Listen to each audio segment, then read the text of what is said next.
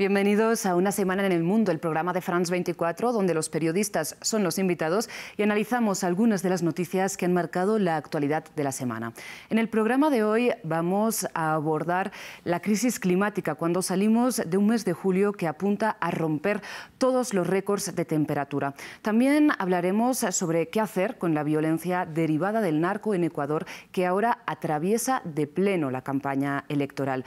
Y hablando de elecciones, comentaremos la situación de incertidumbre y de bloqueo político en España que podrían llevar a nuevos comicios a raíz de los resultados de las elecciones generales del 23 de julio.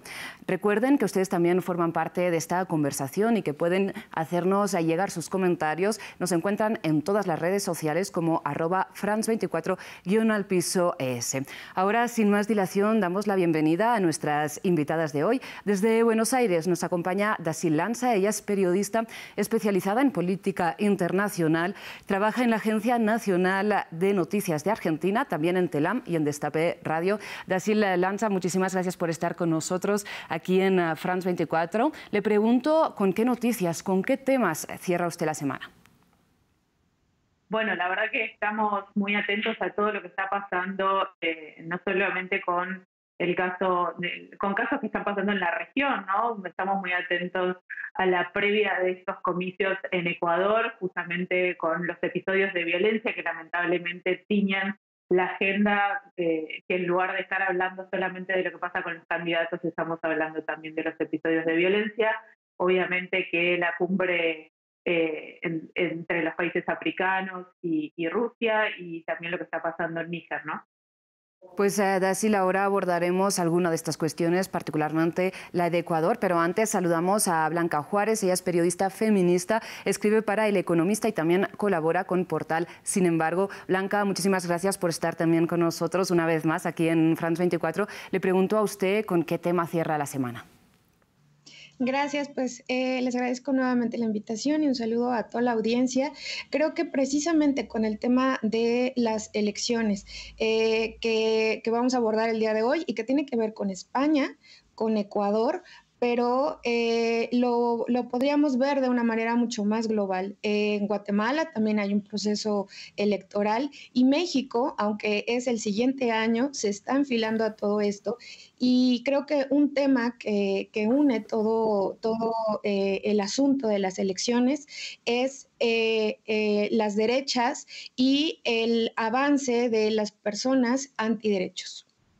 Pues Blanca, abordaremos, como decíamos, algunos de estos temas a continuación, pero les propongo que empecemos hablando sobre la crisis climática, ¿no? Precisamente cuando este jueves la Organización Meteorológica Mundial y también el Servicio Copernicus de la Unión Europea han hecho saltar una vez más las alarmas, ¿no? Están diciendo que registramos el mes de julio más caluroso de la historia de la humanidad. Y es que según sus datos, este mes de julio, como decíamos, romperá todos los récords en términos de temperatura. Sobre todo lo alarmante es lo que hace referencia a la temperatura media global, que desencadena fenómenos meteorológicos extremos. Hablamos de olas de calor que afectan sobre todo al hemisferio norte, que está en pleno verano en estos momentos, América del Norte, Europa, Asia y también el norte de África. Hablamos de grandes incendios forestales descontrolados y también de la aceleración del deshielo en los polos. Antonio Guterres, el secretario general de Naciones Unidas, señaló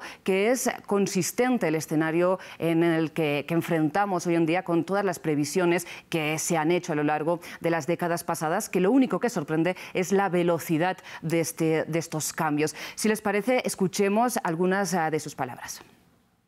Leaders must lead.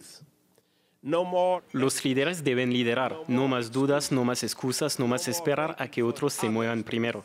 Simplemente no hay más tiempo para eso. Todavía es posible limitar el aumento de la temperatura global a 1,5 grados Celsius y evitar lo peor del cambio climático, pero solo con una acción climática inmediata y dramática. Escuchamos estas palabras contundentes, una vez más, estos llamados urgentes a la acción. Sin embargo, les pregunto si estas palabras ya les impactan de algún modo, les sorprenden, o si tenemos la impresión de vivir un poco en el día de la marmota. Dacil, empiezo por usted. A ver, lo que me interesa remarcar acá es que justamente a veces estos fenómenos se analizan de una forma casi, terminan quedando de una forma anecdótica. Por un lado, porque las coberturas suelen ser, en el menor de los casos, descontextualizadas y en el peor de los casos muchas veces espectacularizadas, me parece, ¿no? Cuando en realidad tendríamos que estar hablando de que las agendas de los gobiernos en estos momentos ya están o ya deberían estar tomando decisiones, y me centro específicamente en lo que son los gobiernos de América Latina.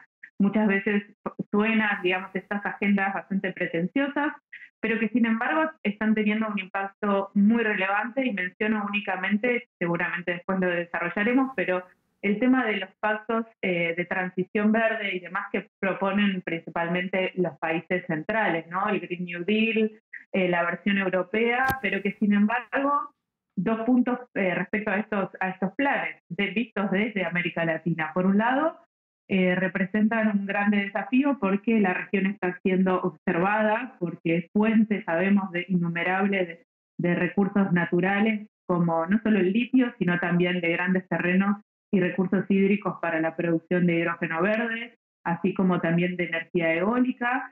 Ahora, el tema es si estos gobiernos de la región van a insertarse justamente en estas transiciones con propuestas propias y no meramente basada en la extracción de recursos naturales, pese a la retórica verde, ¿no? Entonces, también repensar estas propuestas de transición que son decisiones que se tienen que tomar en este momento porque está sucediendo ahora. El impacto sobre las arcas de los gobiernos se ve de forma palpable. Esta semana hablaba, por ejemplo, con la ministra Maísa Rojas, la ministra de Medio Ambiente de Chile, y ella me decía hace 13 años que Chile atraviesa una sequía y en paralelo este año tuvieron inundaciones, ¿no?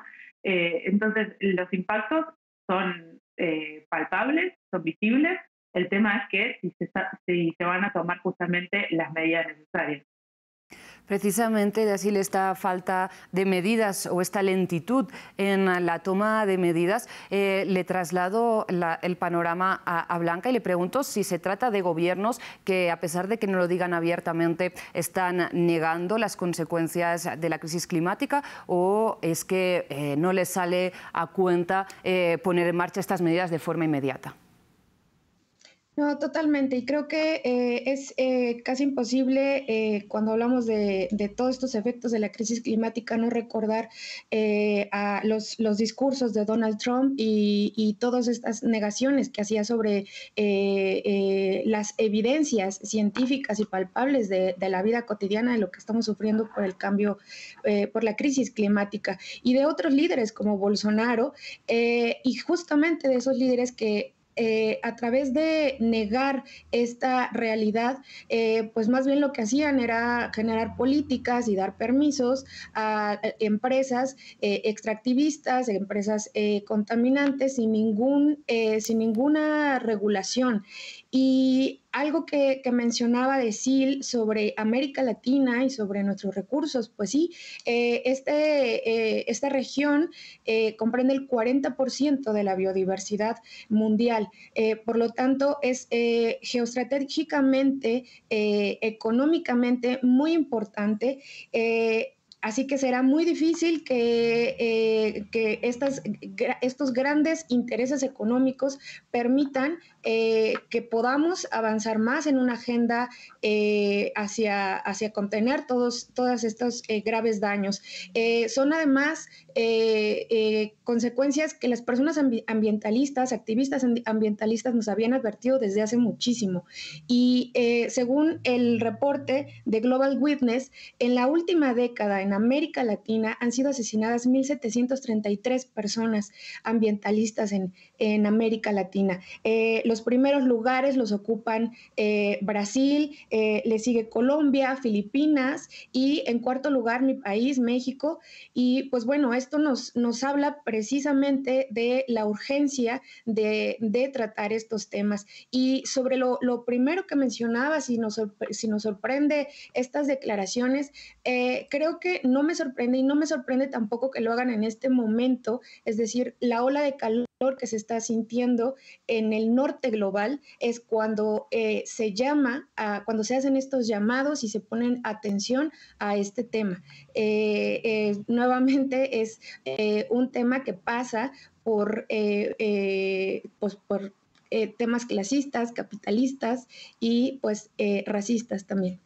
Claro, efectivamente. Ahora abordaremos precisamente esta diferencia, ¿no?, entre cuando es verano en el hemisferio sur y cuando es verano en el hemisferio norte. Cambia radicalmente la importancia de la crisis climática en la agenda mediática. Pero antes me gustaría recoger algo que usted estaba mencionando, Blanca, y es precisamente la actuación de las empresas vinculadas a los combustibles fósiles, ¿no? Y es que según un estudio de Climate Accountability Institute de 2019, un tercio de las emisiones de efecto invernadero están vinculadas, las emiten empresas, compañías, ya sean privadas o estatales, vinculadas con la explotación de los combustibles fósiles, ¿no?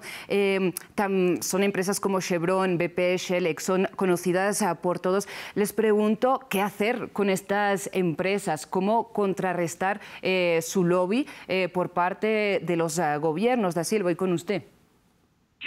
A ver, me parece que justamente respecto a la pregunta anterior, ¿no?, marcábamos una gran diferencia en las agendas de los países de la región. No es la misma retórica que en tiempos de Jair Bolsonaro o en tiempos incluso de Donald Trump. Me parece que justamente la retórica es mucho más ambiciosa y, volviendo a esta pregunta, la agenda es pretenciosa también en este aspecto de la descarbonización, de cambiar justamente la matriz energética de la región dependiente también del petróleo, no tanto del gas, pero sí mucho del petróleo.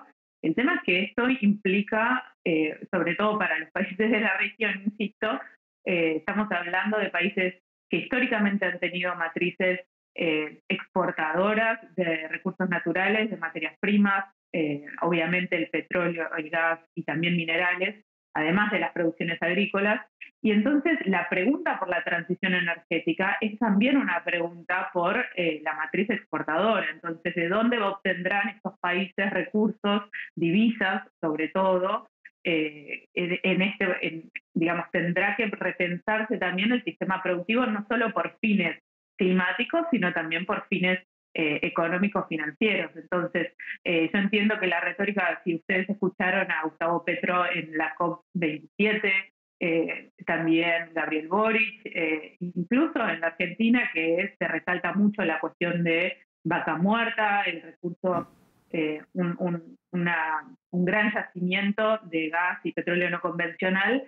Igualmente tienen retóricas ambiciosas, pero bueno, la pregunta no es solo por la cuestión climática, sino también por la cuestión financiera. Claro, porque precisamente aquí abordamos otra cuestión que les quiero preguntar, cómo es percibida. Precisamente es desde el sur global, cuando históricamente no son los países que más han participado en la emisión de gases de efecto invernadero ni en la consecuente crisis climática, y ya no hablando solamente en términos de desigualdades geográficas, sino en general en términos de desigualdades económicas a nivel global. Hablamos que según Oxfam Internacional, el 1% más rico de la población emite más del doble de carbono que la mitad más pobre de la humanidad. Entonces, ¿cómo pedir esta justicia climática desde el sur global? Blanca, le traslado esta pregunta.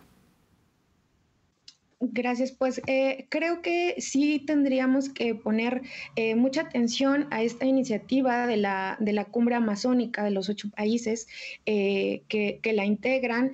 En algún momento desde Ecuador se había propuesto pues que los otros países pudieran invertir en la reforestación. Hay muchísimas otras iniciativas que se están poniendo en la mesa en esa cumbre, y que va a tener, entiendo, otra reunión en agosto, y tomarla sobre todo en serio. Es decir, creo que de entrada todo este tema lo vemos como muy utópico, como bastante alejado, como que cuando hablamos de crisis climática es eso, solamente inundaciones o solamente, y lo digo solamente entre comillas, o las olas de calor. Sin embargo, son afectaciones día a día están reportándose muertes por golpes de calor. Hay que pensar sobre todo en el día a día. Las personas que trabajan en las economías y en los puestos de trabajo más precarios son las personas más afectadas. Las personas más pobres son las más afectadas porque o no tienen aire acondicionado que les refresque o calefactores que en la temporada de frío les pueda aliviar un poco las heladas. Las mujeres son otra de la población sobre todo las mujeres mayores son quienes más pueden sufrir porque están en casa. Las actividades del trabajo del hogar y de cuidados que sostienen las actividades económicas del resto de la sociedad se hacen sumamente pesadas. Pensemos en trabajos que tienen que ver en la agricultura, que es, nuevamente en primera pues se afecta en general a la industria por estas sequías, pero también a las personas trabajadoras o no tienen empleos o tienen que estar trabajando bajo temperaturas mucho más extremas de lo que normalmente tendrían que estar trabajando.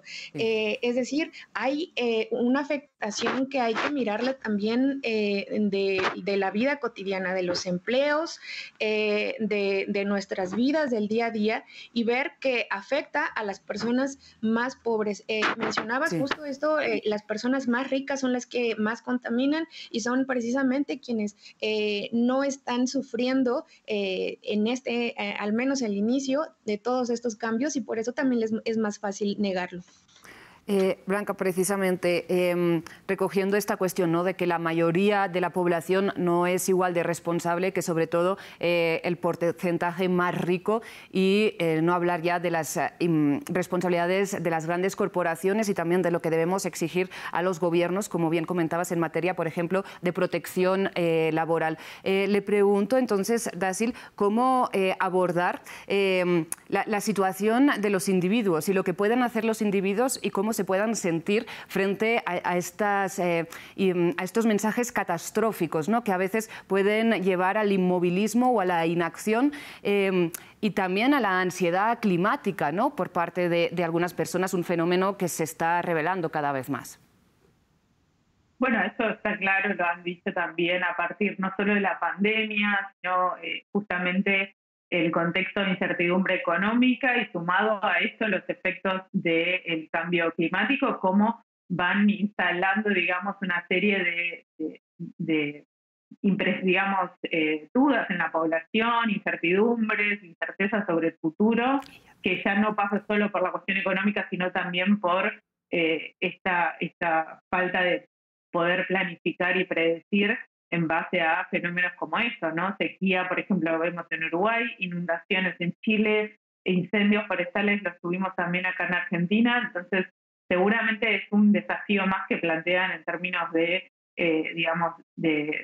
protección de la población, también en términos psicológicos, si se quiere, ¿no? Pero también es cierto que justamente por esta diferencia que está clara entre los países centrales y los países menos contaminantes, la región América Latina justamente no es de los mayores contaminantes, justamente por este tipo de cuestiones se han planteado, los gobiernos de la región han planteado la idea de poder cambiar deuda por acción climática y que esto justamente ayude a favorecer más áreas y que haya más áreas protegidas en América Latina, no solo la Amazonía, sino otras zonas que también son fundamentales justamente para dejar de que se profundice el cambio climático y todos los efectos adversos que estuvimos hablando, ¿no? Sí. Desde los efectos más inmediatos en la población. Por eso se habla de mitigación de algo que ya está en curso, o sea, los efectos que ya están en curso, tratar de mitigar sus efectos y además, por otro lado, prevenirlos. Entonces, lo cierto es que hay que hablar de recursos, hay que hablar de quiénes son los países más responsables y quiénes no, porque si no, a veces las COP o este tipo de convenciones se plantean discursos muy ambiciosos y después terminan con resoluciones poco operativas y con poco financiamiento. Pues para ir cerrando este tema, Blanca, cierro con usted con la cuestión que mencionábamos y que Dasil estaba apuntando en este comentario, y son los efectos de la crisis climática, inundaciones en Chile, incendios en Argentina, sequía en Uruguay, por no hablar de la situación en otros países. ¿Cómo ven el hecho de que no cope la agenda cuando la situación, cuando las catástrofes naturales ocurren en el sur global, mientras que cuando ocurre en el norte es titular en todos los medios? Totalmente, justamente además estar en México me hace o nos hace a veces notar esa gran diferencia. En México hemos estado también en temperaturas récord, ha habido varias personas muertas, sobre todo en el norte del país, por estas olas de calor. Y esto afecta sobre todo, como les decía, a las personas pobres en el contexto de la migración, de personas que vienen de Sudamérica, de Centroamérica, el paso por México y el desierto para cruzar Estados Unidos es pues, otro de los riesgos mortales que sufren. Sin embargo, definitivamente cuando algo sucede en el sur global es cuando por fin se le puede poner foco a esto. Eran los titulares de México y por supuesto de Estados Unidos. Hubo muchísimas noticias sobre los incendios en Canadá y cómo se alcanzaban a ver desde Nueva York. Incendios en otras partes de Europa, y pocas veces se reporta desde los medios corporativos, desde los medios convencionales, se reporta lo que está sucediendo en el sur global. Así que al final esto es estructural, no se ve de la misma manera, no se ve el mismo raso, y esto impacta en la construcción de agendas y por supuesto en la construcción de acuerdos y en el reparto de recursos, como bien lo apuntaba Dasil. Creo que esto es uno de los retos, el dejar de mirar al sur global con esa mirada colonialista que aún impera. Pues Blanca Dasil, veremos cómo evoluciona la situación en los próximos meses y si esta coalición, estos gobiernos alineados, como decían ustedes, con el tema climático en la agenda aquí en América Latina, logran, digamos, imponer también sus exigencias y su situación ante la comunidad internacional. Les propongo ahora que pasemos a otra cuestión que ambas mencionaban al inicio de este programa, y es la situación en Ecuador, ¿no?, que tiene en vilo prácticamente también a toda la región. Y es que el país pasó de ser considerado una isla de paz al estado de América Latina donde más crecieron las muertes violentas en 2022. Concretamente, este crecimiento fue de un 82% respecto a 2021, según Inside Crime. Y es que Ecuador, ¿no?, ubicado entre dos de los mayores productores de coca, hablamos de Colombia y Perú, se ha convertido en uno de los principales puertos de salida de cocaína hacia el mercado internacional. Un mercado por el que rivalizan bandas locales en colaboración, lo sabemos, con el crimen organizado a nivel internacional, pero que han convertido en Ecuador, las cárceles de Ecuador, en un centro de operaciones que escapa al control del Estado, ¿no? De hecho, desde 2019, más de 600 personas han muerto en disputas carcelarias en Ecuador, esto según la ONG, el Comité Permanente por la Defensa de los Derechos Humanos. Y esta semana, tras una nueva reyerta mortal en la cárcel de Guayaquil, el gobierno ecuatoriano de Guillermo Lasso declaró el estado de excepción en todas las cárceles del país. Escuchemos las palabras del mandatario. Que quede claro a todos, los terroristas serán derrotados. El anarquismo no tendrá cabida en nuestra sociedad. La fuerza del Estado se sentirá dentro de las cárceles y en las calles. Ante la violencia no cabe ningún tipo de división, sino la más sólida y férrea unidad. En este es un estado de excepción el decretado en todas las cárceles, que se suma al decretado el lunes en ciertas regiones del país, en Manabí, Los Ríos y en Cantón Durán. En todo caso, es una larga crisis de seguridad que ahora atraviesa la campaña electoral. Le pregunto, Blanca, empiezo por usted desde México. ¿Cómo perciben la situación en Ecuador? Pues es bastante lamentable, sobre todo al recordar que el Ecuador fue el segundo país más seguro de la región y que ahora está sumido en esta crisis política y de inseguridad. Y sobre todo creo que algo que nos suena mucho es el tema del narcotráfico y de la violencia en las cárceles. Eh, esto pues realmente va todo ligado. Un gobierno que permite que vayan ocurriendo actos de corrupción, que es un gobierno corrupto desde su creación, pues esto va generando todavía una dinámica más a lo largo de las otras cadenas y de los otros sectores del país. Controlar las cárceles, como lo dice Lazo, pues no es algo que realmente estén haciendo y es más que evidente que son las personas que están privadas de su libertad por estos crímenes, quienes están gobernando no solamente las cárceles, sino están gobernando también parte del país. Desde las cárceles siguen actuando, siguen manejando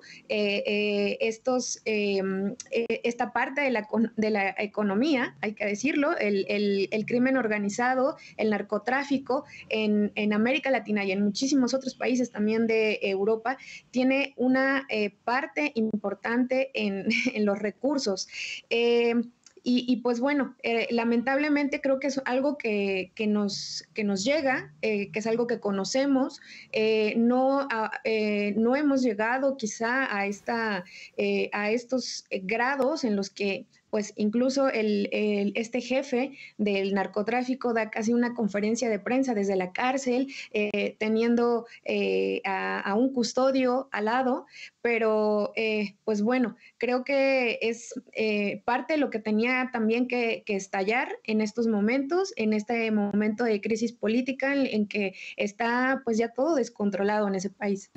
Y precisamente la situación en Ecuador, como decía Blanca, pues es inevitable que nos lleve a ciertos paralelismos con otros países de la región y del mundo, también donde la violencia desatada por el narcotráfico es muy evidente y afecta a las vidas civiles, por lo que hay llamados internacionales por parte de políticos y analistas que hablan de cambiar de paradigma en lo que es la lucha contra las drogas, ¿no? Y, digamos, ir hacia un objetivo de la legalización, finalmente, del consumo. No sé cómo lo ve usted, Asil. Sí, de hecho, Gustavo Petro también impuso una agenda renovada en este sentido cuando propuso, digamos, o cuando declaró que la propuesta de la guerra contra las drogas impulsada desde Estados Unidos ha fracasado, que ese modelo ha fracasado totalmente, más allá de las propuestas o no de legalización, ¿no? Pero me parece que igualmente Ecuador tiene una situación particular porque más allá de la cuestión del narcotráfico, está viviendo el peor de los mundos en el sentido de que por un lado hay una crisis social, vimos en los últimos 4 años nada más hubo 2 estallidos, uno en 2019, otro el año pasado con procesos de movilizaciones muy grandes, después incluso de la pandemia donde, si ustedes recordarán, había cadáveres en las calles por la falta, digamos, de respuesta de los servicios de salud. Entonces, el peor de los mundos, digo, porque por un lado una crisis social que convive justamente con una crisis política, una crisis de legitimidad, y que eso también se ha traducido en las políticas de Guillermo Lasso con respecto a la seguridad, y que desde la oposición incluso acusan que subejecuta el presupuesto de seguridad y que no supera el 10% de la ejecución de ese presupuesto, que desde que siguió con la política de Lenín Moreno, el anterior presidente, que justamente redujo el estatus del Ministerio de Justicia. Sí. Entonces estamos hablando de, no sé si es tan equiparable la situación de Ecuador por justamente la convivencia de distintas crisis en un mismo país y que no pasa solamente por el crecimiento de la presencia de las bandas de narcotráfico, que obviamente es un punto. Te digo, es que las respuestas políticas que se están viendo son bastante ineficientes y vemos a un presidente que una vez más recurre al estado de excepción, casi en una suerte de manotazo de ahogado o de tratar de emular las respuestas de Bukele en El Salvador, pero en realidad está claro que solo ha empeorado la situación. Pues precisamente, Dasil y Blanca, muy rápidamente para cerrar este tema, que nos quedamos sin tiempo, les pregunto si alguno de los candidatos que se presentan a las elecciones del 20 de agosto creen que va encaminado a dar un vuelco a la situación para resolver el problema del crimen organizado con un cambio de paradigma, porque el candidato que emula más a Bukele, Jan Topic, tampoco parece que sea uno de los favoritos para los ecuatorianos. Muy rápidamente, Blanca. Sí, creo que justamente ese es el riesgo en el que podemos caer cuando suceden estas crisis, que de nuevo nos viremos a esa política de mano dura como la que está enarbolando Bukele, y que en ese miedo que se le siembra a la sociedad y que se va generando de manera pues real, las personas están temiendo, por supuesto, con todos estos asesinatos también de un alcalde la semana pasada, pues que la propia sociedad tenga un cierto respaldo a esa mano dura y que en ese espacio haya un retroceso, es decir, cuando permitimos que se dé un paso adelante a esa mano dura, difícilmente lo vamos a poder regresar. Todo lo que está sucediendo en el país es el ejemplo claro. Lo que se construyó con mucho esfuerzo, con mucho tiempo, fácilmente se termina. Dasil, rápidamente su conclusión sobre este tema, por favor, de forma muy breve, que casi no tenemos tiempo.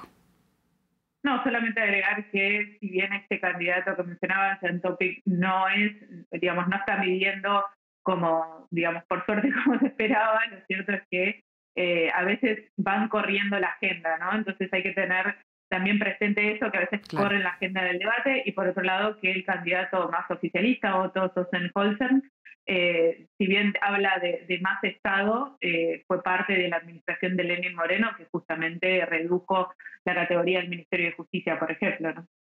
Pues Dasil y Blanca, se nos acaba el tiempo. Les pido, para cerrar este programa, rápidamente, ¿cuál fue su conclusión al ver los resultados electorales en España? Dasil, empiezo por usted. ¿Cómo percibió esos resultados? También le pido síntesis porque lamentablemente no tenemos ya casi minutos. Bueno, básicamente de sorpresa. A ver, lo que prevían las encuestas, si bien a último momento fueron ajustando, lo cierto es que, el Partido Popular está en las peores condiciones para formar gobierno y que el Partido Socialista, que no tuvo un crecimiento tan amplio, pero sí es una forma de revalidar su mandato, podríamos decirse, que creció solo 2 puntos. Y además, también es cierto que, contrariamente a lo que indicaban algunos pronósticos, donde la derecha y la centro-derecha y la extrema derecha con Vox justamente iban a arrasar, justamente ese escenario no se consolidó, sino más bien todo lo contrario. Exacto, eso es lo que han destacado los medios internacionales en esta lectura de las elecciones, que España frenó esta extrema derecha que está llegando al poder en varios países de la Unión Europea. Blanca, le pido sus conclusiones también. Gracias. Pues también yo me iría por esa narrativa. Francamente, se esperaba un mayor avance de la extrema derecha, sobre todo. Vemos que la ciudadanía, con 4 puntos más en la participación electoral, logró frenarla, y lo cerraría también diciendo o poniendo el punto en los guiños que esa extrema derecha le ha hecho a América Latina. Vox se ha estado reuniendo con líderes de México, Colombia, Perú, Venezuela, Brasil, y pues está intentando extender cada vez más sus lazos, no solamente en Europa, sino en América Latina, y creo que ahí tendríamos que seguir poniendo atención. Pues Dasil Lanza y Blanca Juárez, muchísimas gracias a ambas. Efectivamente, continuaremos poniendo atención a todos estos temas. En el caso concreto de España, como bien apuntaban, Pedro Sánchez, el actual presidente del gobierno socialista, quizás podría mantenerse en el poder, pero necesita un amplio abanico de apoyos y la duda está en qué van a pedir los independentistas catalanes a cambio de estos apoyos esta vez. La conversación está abierta, seguro que lo iremos siguiendo a lo largo de las próximas semanas y que tendremos tiempo de volver a conversar de nuevo. Dasil Lanza y Blanca Juárez, muchísimas gracias por haber compartido sus análisis aquí en France 24. A ustedes les agradezco por su atención y, por supuesto, a todo el equipo de producción y al equipo técnico que, como siempre, hace posible toda la programación de France 24.